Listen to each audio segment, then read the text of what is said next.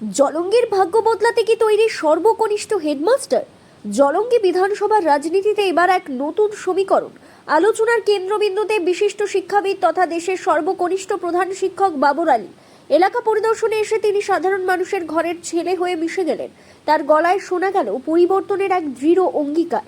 তিনি স্পষ্ট জানালেন, অভিষেক বন্দ্যোপাধ্যায় ডায়মন্ড হারবার মডেলের আদলে এবার সাজানো হবে জলঙ্গিকে। উনি ডায়মন্ড হারবারের কথা বলেছেন যে আমার লোকসভা কেন্দ্রে আমি কি কি কাজকর্ম করি। তো সেই অনুরূপভাবে তিনি জলঙ্গি বিধানসভার জন্য বিভিন্ন উন্নয়নমূলক কর্মকাণ্ড উনি করবেন। বাবর আলীর প্রধান ফোকাসগুলি কি কি? স্রেফ ডিগ্রি নয়, ঘরের ছেলেদের জন্য ঘরের মাঠে কাজের সুযোগ তৈরি করা, কর্মসংস্থানের ব্যবস্থা, জলঙ্গির দীর্ঘদিনের কাঁটাতারের যন্ত্রণা আর বর্ডার সমস্যার স্থায়ী সমাধান, মানে বর্ডার এরিয়া, এখানে তো একটা বর্ডার একটা সমস্যা, সেই সমস্যা কিভাবে সমাধান, বিভিন্ন সময় বিভিন্ন রকম সমাধান আসে, সেগুলো করা। সাধারণ মানুষের জন্য আধুনিক ও উন্নত মানের চিকিৎসা পরিষেবা, তার মধ্যে স্বাস্থ্য পরিষেবা 1 নম্বর। এসআইআর বা নাগরিকত্ব নিয়ে মানুষের মনে যে ভীতি রয়েছে তার পাশে দাঁড়িয়ে আইনি ও সামাজিক লড়াই। যে সমস্ত নাগরিক পরিষেবাগুলো দরকার আছে এবং সেগুলোই আমার করার অগ্রাধিকার থাকবে। একজন শিক্ষক যখন কলম ছেড়ে মানুষের অধিকারের লড়াইয়ে নামেন, তখন বদল আসাটা কি স্রেফ সময়ের অপেক্ষা? বাবর আলী বলছেন, তিনি নেতা হতে নয়, জলঙ্গির সেবক হতে এসেছেন। এখন দেখার জলঙ্গির মানুষ এই নতুন দিশাকে কতটা আপন করে নেয়। এমন সব খবর পেতে আমাদের ইউটিউব চ্যানেল গ্রাম বাংলা নিউজ ফোরাম চ্যানেলটি সাবস্ক্রাইব করুন এবং বেল আইকনটিকে টিপে দিন, যেন সমস্ত খবর সবার আগে আপনাদের কাছে পৌঁছে দিতে পারি।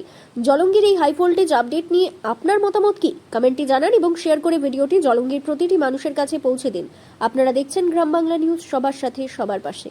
জলঙ্গির জন্য অনেক কিছু করণীয় রয়েছে, আপনারা আমাকে সহযোগিতা করবেন, আপনারা আমাকে দোয়া এবং আশীর্বাদ করবেন। দিয়ে আপনাকে নতুন মুখ এনেছে, এবার জলঙ্গিতে আপনি দাঁড়িয়েছেন, যদি জয়লাভ করেন কি কি ভেবে রেখেছেন জলঙ্গির জন্য? জলঙ্গির জন্য দেখুন, মাননীয় মুখ্যমন্ত্রী মহোদয়া এবং অভিষেক বন্দ্যোপাধ্যায় মহাশয়ের সঙ্গে যখন আমার সাক্ষাৎ হয়, উনি বলেছেন তোমার বিধানসভা মানে আমার বিধানসভা। সেখানে যে ধরনের উন্নয়নমূলক, উনি ডায়মন্ড হারবারের কথা বলেছেন যে আমার লোকসভা কেন্দ্রে আমি কি কি কাজকর্ম করি।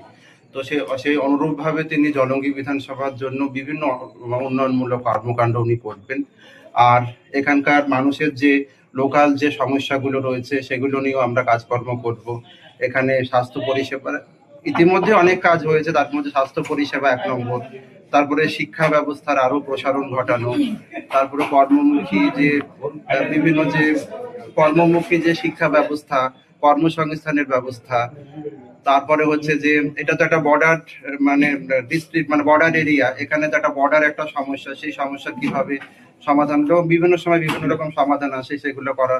এবং জলের পরিশ্রুত জলের ব্যবস্থা আর মানুষের যে সমস্ত নাগরিক পরিষেবাগুলো দরকার আছে এবং সেগুলোই আমার করার অগ্রাধিকার থাকবে। তার পাশাপাশি লোকাল যে দরকার সমস্ত কিছু, সেগুলো আমরা আলোচনা সাপেক্ষে করব এবং আপনারা সবসময় আমাকে সঙ্গে পাবেন। আচ্ছা, আপনার বিধানসভা এলাকায় বেশ কিছু কিন্তু সীমান্তবর্তী গ্রাম আছে, হ্যাঁ। সেখানে পরিচিত জলের যে কথাটা আপনি বললেন, সেই আর্সেনিক জলের পরিমাণ অনেকটাই বেশি এবং সেখানকার চাষিরা নিচে গিয়ে যে কাজ করবে সেই সমস্যা অনেক দিন ধরে আছে। আপনি যেখানে এসেছেন, এই ধনিরামপুরেই কিন্তু বারবার কিন্তু এখানে এসে নিচের চাষিরা এসে পথ অবরোধ করে।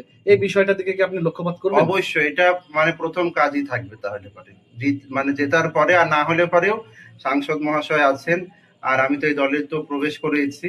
আমরা মানে আমাদের একটা নিরলস প্রচেষ্টা থাকবে, শুরুতে আমি এই কাজটাকে করব। আচ্ছা, জলঙ্গির আগের যিনি বিধায়ক আব্দুর রাজ্জাক সাহেব, ওনার সঙ্গে কি আপনার কোনো কথা হয়েছে, আশীর্বাদ নিয়েছেন বা কোনো কথা হয়েছে? অবশ্যই, আমাদের অভিভাবক এসেছেন আজকে, কারণ উনি আমার কাছে অভিভাবক। এই অভিভাবকের সঙ্গে আরেক অভিভাবকের কাছে যাচ্ছি, ওনাকে গিয়ে আমার অনুরোধ থাকবে দলের জন্য, দলের স্বার্থে উনিও যে একজন সম্মানীয় মানুষ আমাদেরকে সহযোগিতা করবেন, এই প্রত্যাশা নিয়ে যান।